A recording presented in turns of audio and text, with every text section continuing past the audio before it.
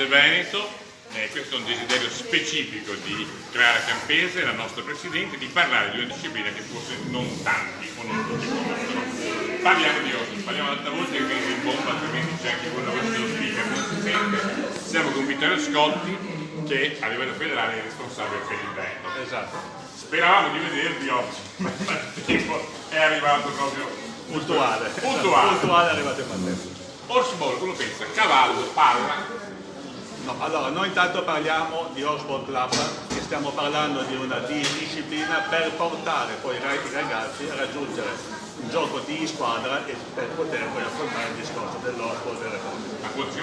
Ma sono due parole, Due parole. Pensa quello, Horseball pensa Club giusto, è un gioco, pensa è giusto, perché comunque noi imbastiamo un discorso ludico per la costruzione di cavalieri che possano poi un domani andare a partecipare a un livello un pochettino più alto e con una preparazione tecnica un pochettino più avanzata. Prego, passi pure.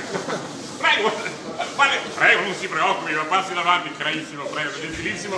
È bello della diretta, ma succede di tutto, che siamo molto sportivi.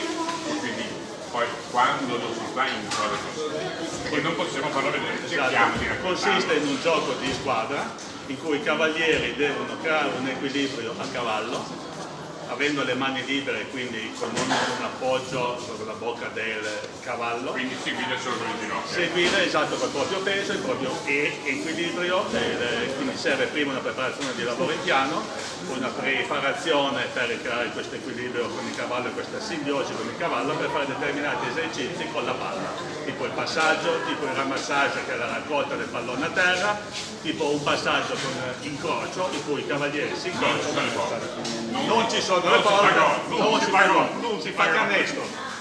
Si fa canestro. Allora, io ringrazio Vittorio Scotti per averci spiegato alcune cose.